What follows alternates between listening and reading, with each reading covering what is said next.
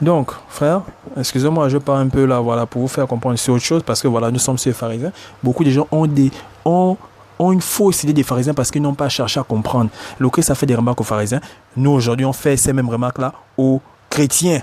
Les chrétiens, quoi. Vous aussi, vous avez dit, oh non, l'esprit des pharisiens, l'esprit. Non! Faut bien comprendre ce que le Christ disait aux pharisiens. Donc, cela n'est pas, l'hypocrisie n'est pas pour, juste pour pharisiens. Il faut bien comprendre. Il faut bien comprendre. Donc, c'est là, le Christ, vous êtes dans l'erreur parce que vous ne comprenez ni les Écritures, ni la puissance de Dieu. Ah, c'est qui dit au Sadducéen. Donc, il n'est pas rentré dans leur délire. Donc, votre frère veut vous faire comprendre que voilà, les pharisiens croient à l'immortalité de l'âme. Donc, pour lui, c'est une fausse doctrine. Mental, c'est une fausse doctrine. Donc, c'est croire à l'immortalité de l'âme. Et nous allons lire encore un passage dans Luc. Voilà, nous allons lire un passage dans Luc 16. Voilà, qui vous montre encore, qui vous donne encore d'autres indices. Donc, frères et sœurs adventistes, donnez-nous l'interprétation du verset 19 au tout dernier. Donnez-nous cette interprétation. Pour vous, c'est une parabole. N'allez pas à gauche, à droite.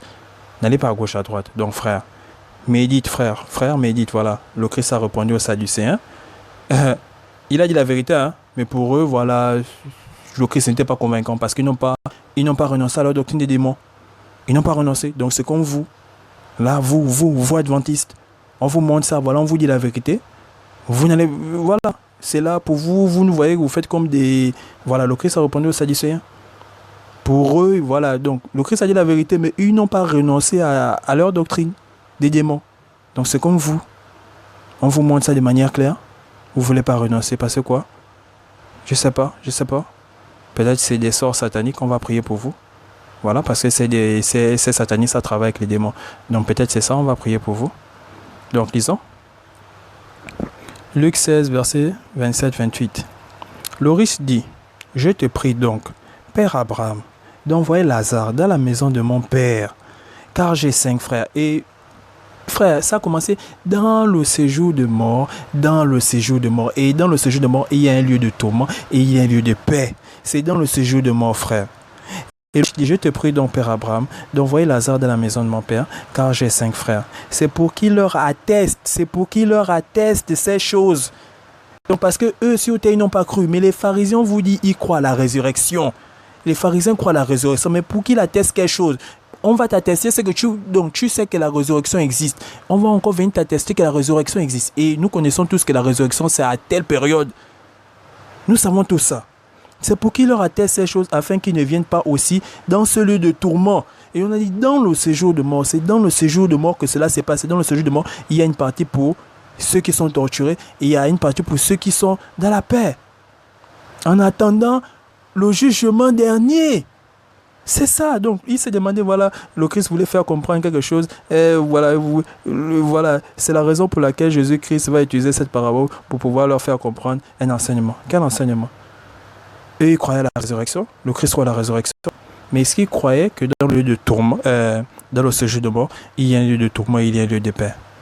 Et vous voyez ici, le riche dit, je te prie donc, Père Abraham, d'envoyer Lazare. Donc Lazare, c'est un mort. Voilà. Donc ils n'ont pas leur corps, c'est pas la chair, c'est l'âme. Voilà, ils sont là-bas avec leur âme. C'est un corps spirituel. Ils sont avec leur corps spirituel. Et tu ne connais pas la forme de ton corps spirituel. Tu connais la forme de ton âme, tu connais la forme de ta chair. Voilà, tu sais que tu as un gros nez, tu sais que tu as les cheveux comme ça. Mais tu connais la forme de ton âme. Tu connais cette forme. Est-ce que ton âme, voilà, ça quelle forme? La tête de ton âme, c'est comment? Moi, je sais pas. Donc, réfléchis. Donc, là, moi, je vous dis ça de manière simple parce que nous, on connaît. On connaît ça. Tu connais la forme de ton âme. Tu connais la forme de ta chair, voilà. Tu as 5 doigts, voilà. De ton peut-être 6, voilà. Tu as la forme de ta chair, voilà. Tu as 5 doigts, tu as un gros nez, voilà. Tu as une peau noire, voilà. Et tout, et tout, et tout. Mais est-ce que tu connais la forme de ton âme? La forme de ta chair, tu connais. Tu mesures 1 mètre et quelques, voilà. Mais la forme de ton âme, est-ce que tu connais? Donc, il était étonné parce que, voilà, il est avec son corps, avec tout son corps. Mais ce qui est étrange, ce qui est impressionnant, c'est que dans le tourment de feu, il est avec son corps, avec tout son corps. Mais il s'agit de quel corps, frère? Donc, quand on dit dans le séjour de mort, c'est le lieu spirituel. Où vont ces corps-là? Donc la chair là va dans la poussière. Mais tu as encore l'âme, tu as l'esprit. Donc, faut connaître tout ça. Donc, ton âme va dans ce lieu-là. En attendant la fin de tout. En attendant le jugement dernier. Donc, d'autres se reposent en attendant. Et d'autres sont torturés en attendant. Ça commence bien dans le séjour de mort. C'est clair. Donc, ne te fatigue pas, frère. Ne te fatigue pas, c'est clair. Donc, en même temps, nous, on interprète mal, interprétez bien. Le riche dit, je te prie donc, Père Abraham, d'envoyer Lazare. Donc, il demande à Abraham de ressusciter, d'envoyer un mort dans le monde des vivants. D'envoyer Lazare dans la maison de mon père, car j'ai 5 frères. C'est pour qu'il leur atteste ces choses. Mais les pharisiens croyaient à la résurrection. Mais là, est-ce qu'il s'agit de la résurrection? Là, on vous dit bien dans le séjour de mort, il y a un lieu de tourment. C'est pour qu'il leur atteste ces choses. Donc, c'est pour qu'il... Donc, Lazare va dire que non, voilà, dans le séjour de mort là, voilà, le séjour de mort spirituel là, pas la tombe, hein, dans le séjour de mort spirituel là, voilà, il y a un lieu où sont torturés ceux qui n'ont pas fait la volonté de Dieu. Et il s'est même posé la question pourquoi, hein, on vous dit seulement que voilà, il faisait la fête et l'autre, le pauvre était devant la porte. Mais on vous parle de l'aumône. Donc, un pauvre est devant ta porte. Frère, moi je ne sais pas comment, au fait, moi je ne comprends pas.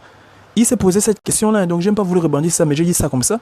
Comme on dit seulement que voilà, le riche faisait la fête et tout. Il y avait un pauvre devant sa porte. Donc, tu es riche. On vous parle de l'aumône. Donc, même quand vous lisez la Bible, même quand vous lisez l'Ancien Testament, tu es riche, tu fais la fête, un pauvre est devant ta porte. Même dans Luc, on parle de ça. Hein? Tu vas inviter les riches et tout. Tu n'as aucune récompense. Invite les pauvres, les boiteux, les aveugles. Mais un pauvre est devant ta porte. Et nous savons tous qu'en Israël, voilà, tu as déjà quand même écouté la parole de Dieu. Voilà, et même les païens, quand ils sont dans un état critique, mais je ne sais pas, tu te tournes toujours vers Dieu. Tu demandes au Seigneur de te pardonner de tous tes péchés. Donc il était là devant, il avait donné, il demandait au Père de lui pardonner de tous ses péchés. Et il est devant ta porte, tu es riche, tu fais-toi, tu ne l'appelles pas, tu n'apportes pas à manger, rien. Donc tu ne pratiques pas l'aumône. On vous parle de l'aumône dedans. L'autre s'est opposé à l'aumône quand j'ai fait, voilà, il a fait une vidéo sur...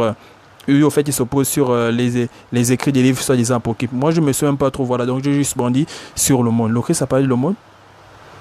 J'avais faim, tu m'as donné à manger. J'étais nu, tu m'as habillé. Voilà, j'étais en prison, tu m'as visité. L'aumône, c'est quoi? Donc, lui s'est posé cette question-là. On nous dit seulement que le riche festoyait. Et il y avait un pauvre devant sa porte et tout. Voilà. Mais tu n'as pas aidé le pauvre qui était devant ta porte. C'est même pas qu'on dit qu'il était à des kilomètres, il est devant ta porte. Tu ne l'as pas aidé. Tu fais ça et tu ne t'occupais pas, en fait, tu ne te souciais pas. Donc on te dit, tous les jours, il fêtait. Tous les jours.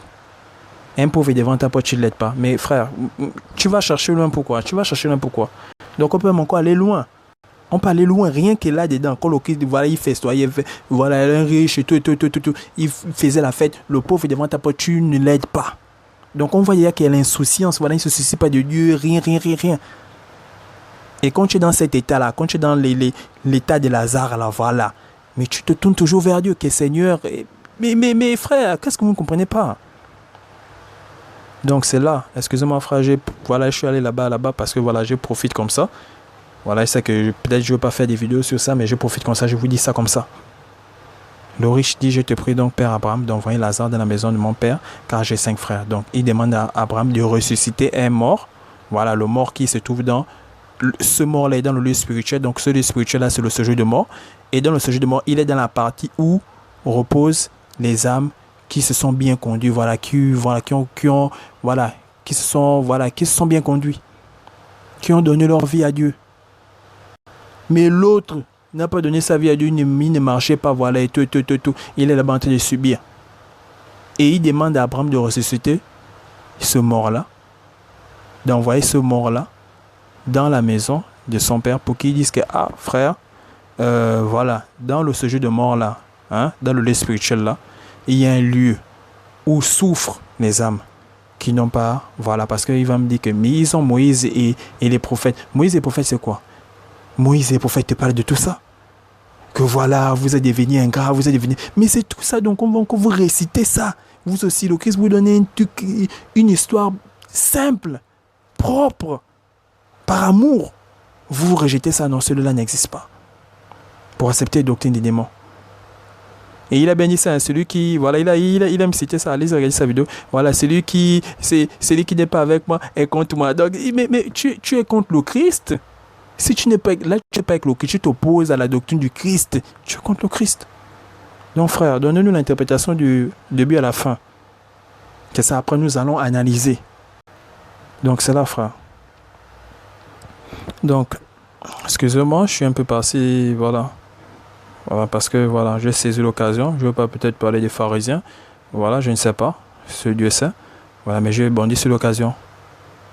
Donc pour lui, les pharisiens sont allés prendre la nature immortelle de l'âme de la culture grecque. Mais pourtant, les pharisiens s'opposaient à la culture grecque. Et pour lui, le Christ a pris cette parabole-là pour pouvoir faire comprendre un enseignement. Pour pouvoir faire comprendre, voilà, parce qu'eux, ils croyaient à ça. Eux, ils croyaient aux fausses doctrines, parce que lui, il ne croit pas à ça. Donc, s'il ne croit pas à ça, c'est que le Christ aussi ne croyait pas à ça, donc le Christ est rentré dans une fausse doctrine. Nous avons vu que les Sadducéens sont venus avec des fausses doctrines. Le Christ a classé les Sadducéens. Donc frère, arrêtez de jouer avec la parole. Le Christ a parlé aux Sadducéens, c'est pas pour autant que les Sadducéens ont renoncé à la doctrine diabolique. Donc c'est comme vous dites, c'est qu'il y a beaucoup d'adventistes qui vont regarder ça. Ils vont dire non, voilà, et tout, voilà, je ne suis pas convaincu, voilà, parce que c'est des raisonneurs. Je ne suis pas convaincu, voilà, tu n'as pas bien raisonné. Tu es un raisonneur, moi j'ai les écritures, toi tu veux raisonner. C'est à ton niveau, les Sadducéens aussi ont raisonné, c'est des grands raisonneurs. Le Christ a dit, ils ne connaissent rien. Ils ne connaissent rien, malgré le canon qu'ils ont, hein, tu ne crois pas aux anges, tu ne crois pas aux esprits, mais dans ton canon, donc même s'ils éliminent même un livre, on parle quand même, mais attends, frère, même s'ils éliminent un livre, on va tout pas des esprits, on va pas des anges. Dans leur canon, hein, mais ils ne croient pas à cela donc. Mais moi je ne sais pas. C'est comme les adventistes, voilà. Ils ont des doctrines des mondes dans la tête, voilà pourquoi. Écriture à l'appui, ils vont vous dire que non, c'est pas écrit comme ça, c'est pas écrit comme ça. Prions pour eux. Donc, regardons une autre vidéo pour nous analyser, frère et sœurs.